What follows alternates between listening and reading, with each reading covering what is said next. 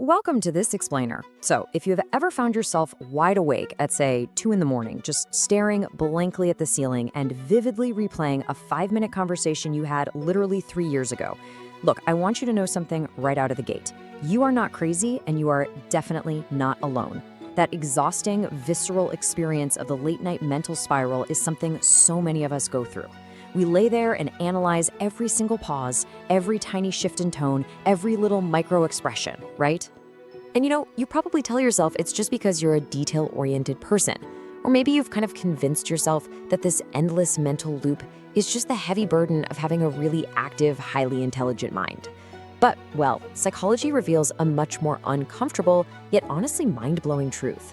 This relentless mental loop, it's rarely a sign of high intelligence. Actually, it's a hidden biological survival mechanism quietly working in the background. Basically, your brain is treating a social memory like an active physical threat. Okay, let's dive into the biology here. When you're trapped in that spiral of overthinking, your brain is actually consuming up to 20% of your body's entire energy supply. 20%! You aren't just casually having thoughts, you are literally physically exhausting your internal organs. You're burning through glucose at this incredibly accelerated rate just to fuel that anxiety. And that is exactly why overthinking makes you feel completely drained physically, even if you haven't moved an inch from your bed. So, chronic overthinking is not just some cute personality quirk. It's the invisible footprint of a nervous system that simply never learned the danger was over. You might think you're analyzing your life, trying to find solutions to your problems, but biologically speaking, your body literally thinks it's surviving an active life or death threat. This brings us to part 1, the survival machine. To really understand why your mind absolutely refuses to rest, we've got to look at the ancient evolutionary machinery sitting right inside your skull. Specifically, deep inside your temporal lobe sits the amygdala. Now, your amygdala is your body's biological threat detection center. And let me tell you, it does not care at all about your inner peace, your career goals, or your happiness. It only cares about keeping you alive. And its sheer speed is just staggering. Imagine getting a vague message from your boss that says, "Let's chat later." In just 74 milliseconds, which is faster than your conscious mind can even process the words on the screen, your amygdala scans that ambiguity and classifies it as a lethal threat. Before you can even use logic, your bloodstream is already flooded with adrenaline. You're physiologically preparing to sprint away from a predator, but you're just sitting in an office chair. The evolutionary rule your brain follows is actually pretty simple.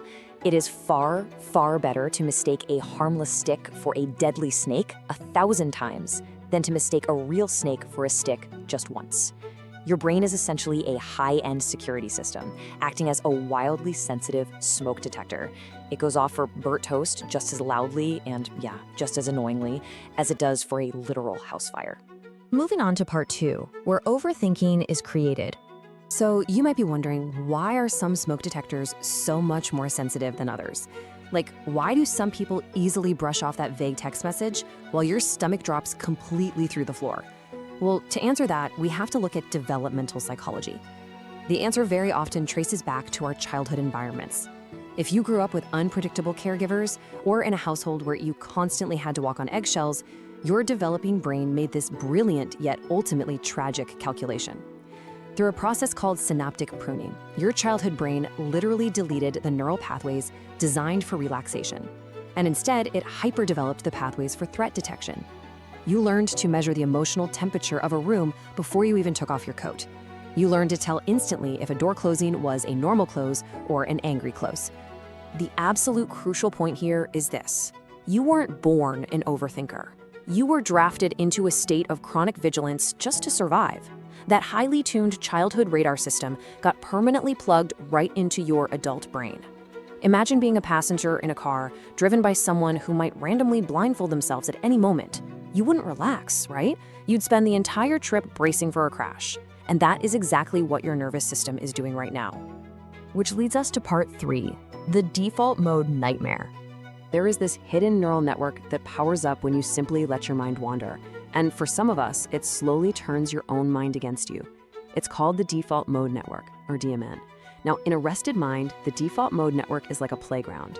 When you stare out a window, a rested mind dreams, it reflects, it imagines. But in a hypervigilant mind, the DMN becomes a nightmare engine. It traps you in a rogue mental flight simulator, basically forcing you to crash the plane thousands of times in your head just so you'll never be caught off guard in reality. And here is a piece of neuroscience that absolutely changes everything. Your default mode network cannot distinguish between a memory of a threat and a current physical threat. So when you replay that embarrassing moment from 3 years ago, your brain releases the exact same stress chemicals as it did the day it actually happened. You are literally re-traumatizing your own body right from the comfort of your living room couch. And this relentless loop results in a whole series of exhausting outcomes. Rumination and catastrophizing completely take over. You start suffering from intense decision fatigue because, well, your nervous system is treating choosing a restaurant with the exact same life or death gravity as disarming a bomb. And that perfectionism you probably pride yourself on, it's not actually because you just want to be great. It's because perfection acts as a heavy, protective shield against criticism and failure. Let's look at part 4, the invisible physical cost. The thing is, holding up a heavy shield all the time never lets your arms rest. Let's talk about the unseen toll this invisible loop quietly takes on your physical body over time, because the true tragedy of overthinking isn't just a tired mind, it's a fractured body. In science, we call this allostatic load, which is the cumulative wear and tear on your biological systems from chronic stress. Chronic overthinking actually physically shrinks the hippocampus, the memory center of your brain, which, by the way, perfectly explains why you might walk into a room and instantly forget why you're even in there, but you can vividly, painfully remember a tiny social slight from 2018. Because your brain is constantly diverting energy away from non-essential systems just to keep you in survival mode, your gut-brain axis eventually begins to fail. You experience shallow sleep, chronic burnout. Behaviorally, this breeds chronic people-pleasing because your safety was once totally dependent on keeping others happy. And eventually, you spend so much time managing other people's emotions that it leads to identity confusion. You disconnect from the present moment entirely because a part of your brain is always standing guard at the door. So, part 5, how to quiet your brain. How do we fix this? How do we escape a physiological trap? I really need you to focus here because we have to move completely away from the generic, highly ineffective advice of just positive thinking. You cannot outthink a survival response. According to polyvagal theory, the mind is anchored in the body's physiological state. When your nervous system detects danger, it effectively shuts down the logical prefrontal cortex, the reasoning part of your brain. Think about it. You cannot yell at a frightened guard dog to calm down. You have to speak the physical language of the body. So let's walk through the exact scientific steps to manually override your amygdala. Step 1, you lengthen your exhales. When you do this, you trigger step 2, stimulating the vagus nerve running right through your chest. This then triggers step 3, the release of a neurotransmitter called acetylcholine, which is basically your body's natural tranquilizer.